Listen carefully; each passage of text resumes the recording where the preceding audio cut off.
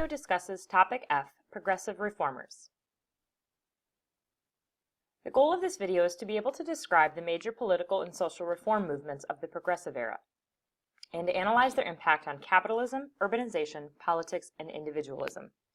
Remember that the Progressives had four main general goals. The first was protecting social welfare, followed by promoting moral improvement, creating economic reform, and fostering efficiency. The first goal we'll look at is protecting social welfare. Protecting social welfare happens because there were harsh conditions of industrialization. These harsh conditions of industrialization were aimed at improving life. Many social welfare reformers worked to soften what were the harsh conditions. The social gospel and settlement house movements of the earlier 1800s, which aimed to help the poor through community centers, churches, and social services, continued during the Progressive Era and even inspired more reform activities. There were groups like the Young Men's Christian Association, for example, that opened libraries, sponsored classes, and built swimming pools and handball courts. The Salvation Army fed poor people in soup kitchens, cared for children in nurseries, and even set up these things called slum brigades to instruct poor immigrants in middle-class values of hard work and temperance. One of the most famous people for protecting social welfare was Florence Kelley. Florence Kelley became an advocate for improving the lives of women and children. She was appointed Chief Inspector of Factories for Illinois after she had helped to win passage of the Illinois Factory Act in 1893. The act prohibited child labor and limited women's working hours, and it soon became a model for other states. It's important because as the number of child workers rose dramatically, reformers worked to protect workers and to end child labor. Businesses hired children because they performed unskilled jobs for lower wages and because children's small hands made them more adept at handling small parts and tools. Immigrants and rural migrants often sent their children to work because they viewed their children as part of the family economy, so they needed them to work. Often, wages were so low for adults that every family member needed to pull the family out of poverty.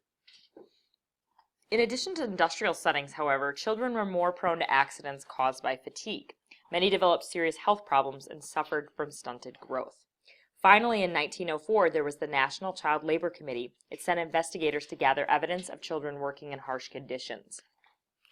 They gathered enough evidence of the children's plight to pass legislation banning the use of child labor here in the United States by 1916.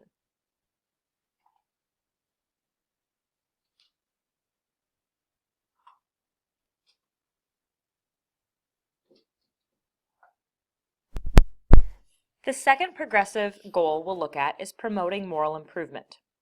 Other reformers felt that morality, not the workplace, held the key to improving the lives of poor people. These reformers wanted immigrants and poor city dwellers to uplift themselves by improving their own personal behavior. One of those things was through temperance. Temperance is refraining from alcohol consumption or limiting alcohol consumption. Temperance groups feared that alcohol was undermining Christian and American morals.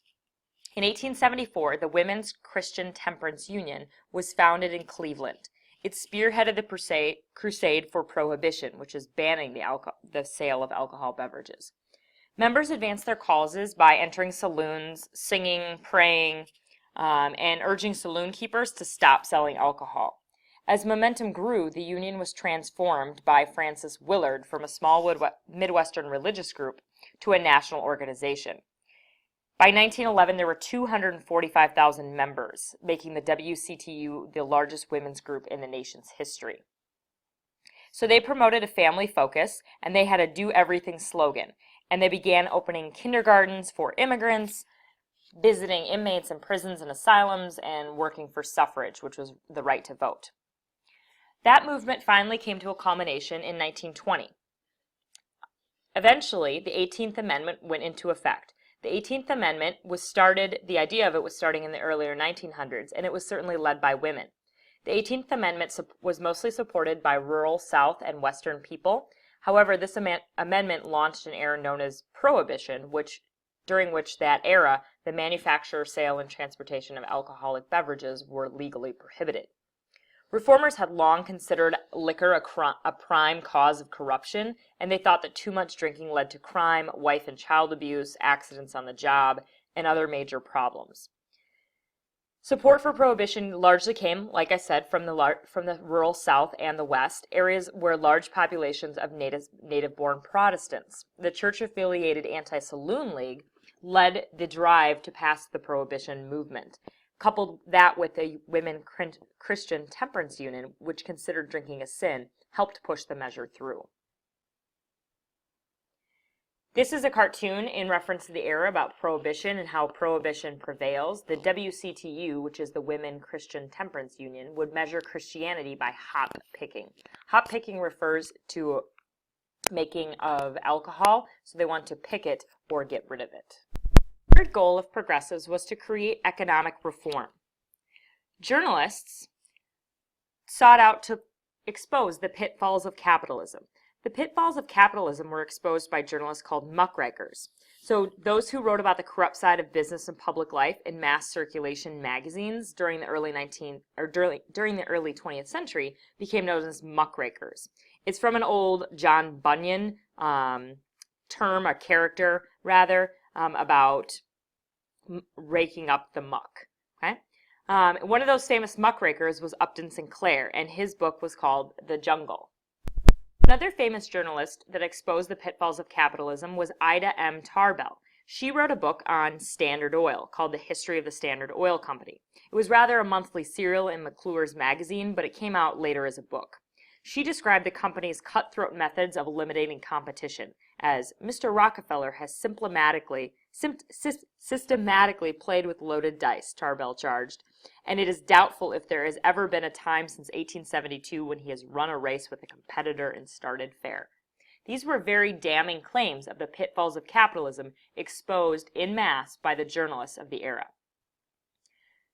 Those pitfalls of capitalism that were exposed by the journalists led to some creation of economic reform. Profit was prevailing over safety.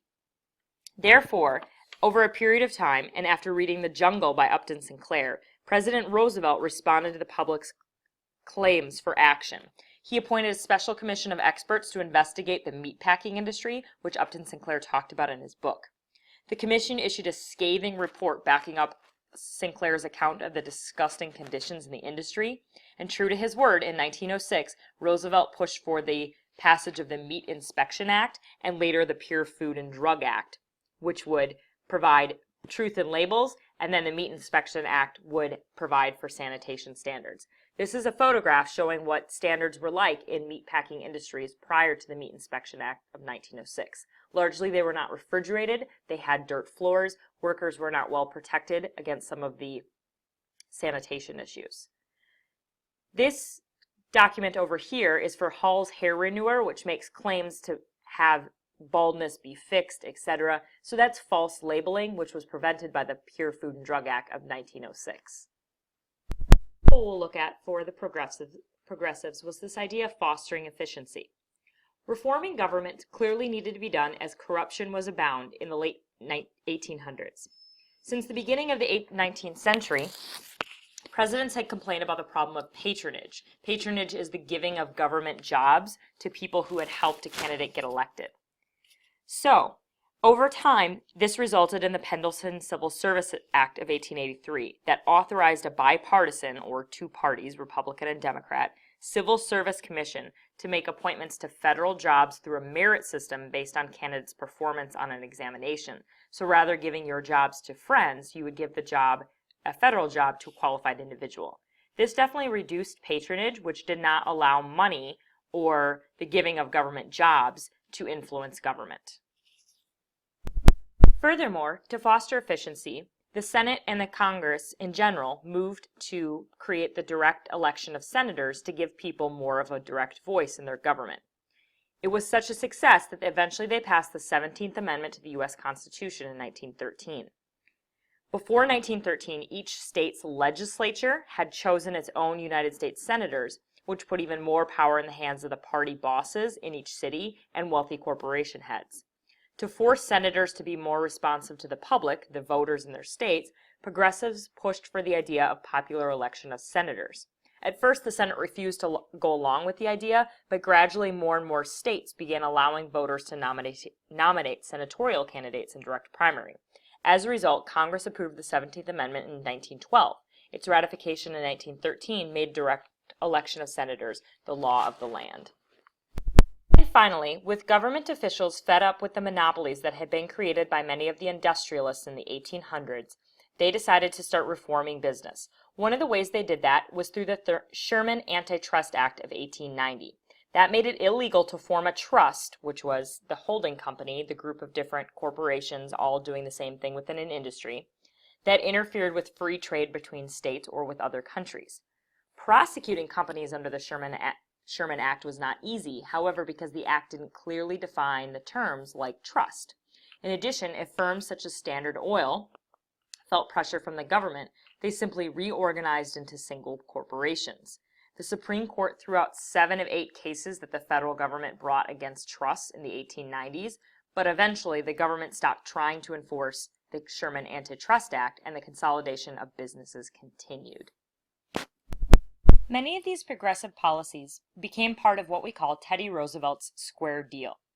Teddy Roosevelt became the youngest president in United States history at 42 years old when he took over for William McKinley, who was assassinated in 1901.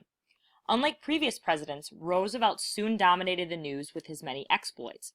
While in office, he enjoyed boxing and other activities such as horseback riding and camping and outdoors in general. In politics as in sports, he acted boldly, using his personality and popularity to advance his programs. His leadership and publicity campaigns helped create the modern presidency, making him a model by which all future presidents would definitely be measured. Roosevelt saw the presidency as a bully pulpit from which he could influence the news media and shape legislation. If big business victimized workers, then President Roosevelt would see to it that the common people received what he called a square deal. The square deal is a term used to describe the various progressive reforms sponsored by the Roosevelt administration in the 8 years that he was in office.